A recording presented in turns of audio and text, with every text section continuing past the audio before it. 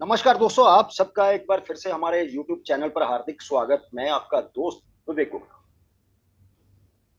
दोस्तों, आज हम बात करेंगे, क्या 2024 के चुनावों में नरेंद्र मोदी साहब तीसरी बार हमारे देश के प्रधानमंत्री बन पाएंगे या फिर चूक जाए। और इस बात को जानने के लिए हम मोदी साहब की जन्म कुंडली को लेकर उनके राजनीतिक जीवन का छोटा सा विश्लेषण करेंगे। दोस्तों, हमारे जीवन में ग्रहों की चाल का बड़ा महत्व रहता है। जीवन में ऊपर उठने के लिए मेहनत के साथ साथ जन्म कुंडली में राजयोग होने चाहिए। और सबसे बड़ी बात, उन राजयोगों में शामिल ग्रहों की दशा का जीवन में सही समय पर आना। जब सही समय पर कोई अच्छी दशा मिल जाए तो व्यक्ति सामाजिक, आर्थिक, राजनीतिक पक्ष से ऊंचाइयों को छू लेता है। लेकिन हम यह भी जानते हैं कि राजयोग में शामिल ग्रहों की दशा हमेशा साथ नहीं देती। हर एक ग्रह के बाद दूसरे ग्रह की दशा आ जाती है और यह ग्रह भी निरंतर चलते रहते हैं, यानी कि गोचर करते रहते हैं। जब जीवन में विपरीत ग्रहों की दशा चलती है तो उसी व्यक्ति को, जो शीर्ष पर बैठा होता है दोस्तों, जीवन में विपरीत परिस्थितियों का सामना करना पड़ता है। और ये बात नरेंद्र मोदी साहब की कुंडली पर बिल्कुल सटीक है। तो चलिए बात करते हैं नरेंद्र मोदी साहब की जन्म कुंडली को लेकर। ये रही मोदी साहब की तुला लग्न की कुंडली। लेकिन यहां पर मैं एक बात क्लियर कर दूं कि कुछ लोग उनकी वृश्चिक लग्न की कुंडली मानकर चलते हैं, लेकिन उनकी कुंडली वृश्चिक लग्न की ना होकर तुला लग्न की ही है। और कुंडली में ग्रहों की चाल जो है इस बात को सिद्ध भी कर रही है। दोस्तों, बात करते हैं अक्टूबर 2001 की, जब गुजरात में भारतीय जनता पार्टी की सरकार थी और भारतीय जनता पार्टी के अंदर केशु भाई पटेल जो थे वो मुख्यमंत्री। उनके और शंकर सिंह वघेला के बीच मुख्यमंत्री की कुर्सी को लेकर खींचतान शिखर पर।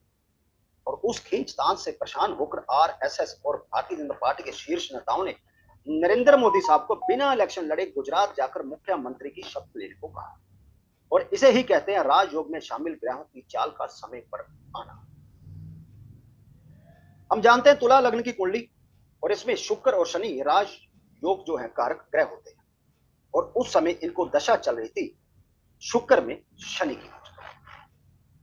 और ये दोनों ग्रह जन्म कुंडली के 11वें भाव में बैठकर 10th भाव को अर्गला दे रहे हैं।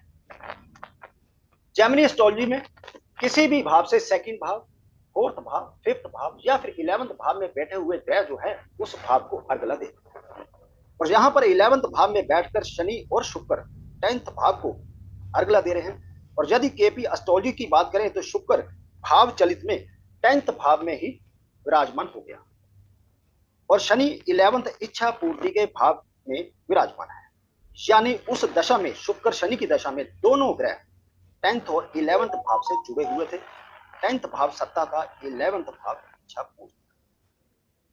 इसके बाद बात करें दोस्तों दिसंबर 2007, इन्होंने दूसरी बार गुजरात के मुख्यमंत्री की शपथ। तब दशा थी सूर्य में राहु। कुंडली में सूर्य 11th इच्छा पूर्ति के भाव का स्वामी होकर 12th भाव में विराजमान है। लेकिन भाव चलित में देखें तो यही सूर्य 11th भाव में शिफ्ट हो गया और अंतरदशा स्वामी राहु शनि के नक्षत्र पर, और शनि 11th भाव में और 10th भाव को अर्गला दे रहा है। यानी सूर्य राहु दोनों 10th और 11th भाव से जुड़े हुए थे, जिसकी वजह से उन्होंने दूसरी बार गुजरात के मुख्यमंत्री की शपथ ली।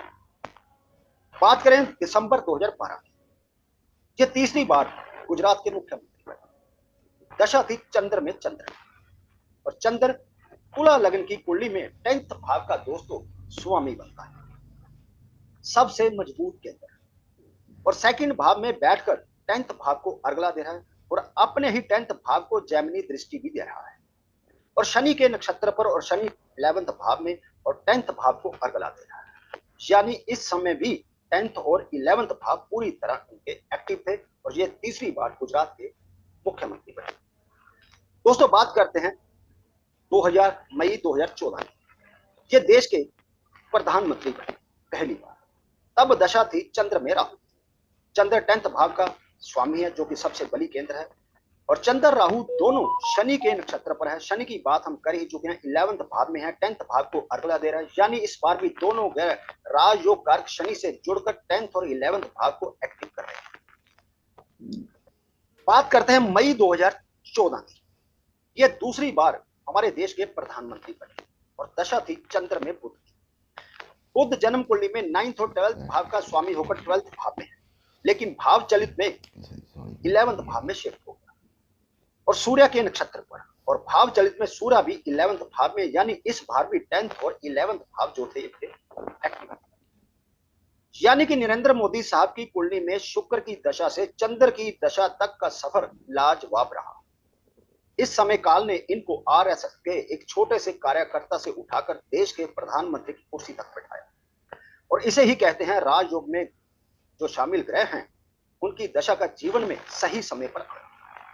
लेकिन सच बात यह भी है कि जरूरी नहीं हर दशा के बाद दूसरी दशा अच्छी ही आए।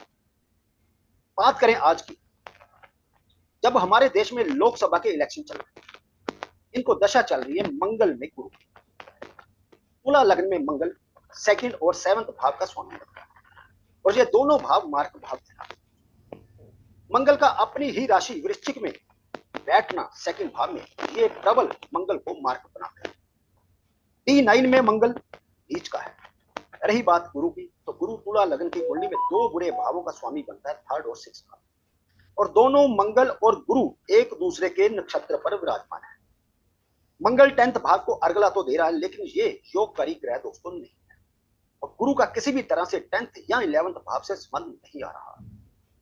और सबसे बड़ी बात, अंतरदशा स्वामी गुरु का 8th भाव में गोचर करना, जो कि अच्छा नहीं, और चंद्र से शनि का 4th भाव में गोचर होने से अभी इनको शनि की ढैया भी चल रही है।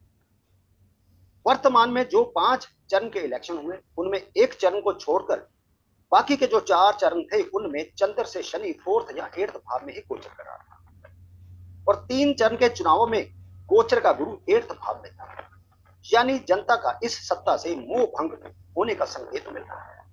कुल मिलाकर नरेंद्र मोदी साहब की कुंडली की चल रही दशा अंतरदशा और गुरु और शनि का गोचर साथ देता दोस्तों दिखाई नहीं दे रहा, यानी कि इस बार मोदी साहब की डगर जो है मुश्किल लगी है, और कोई शक नहीं कि मोदी साहब तीसरी बार इस देश के प्रधानमंत्री बनने से चूक गए।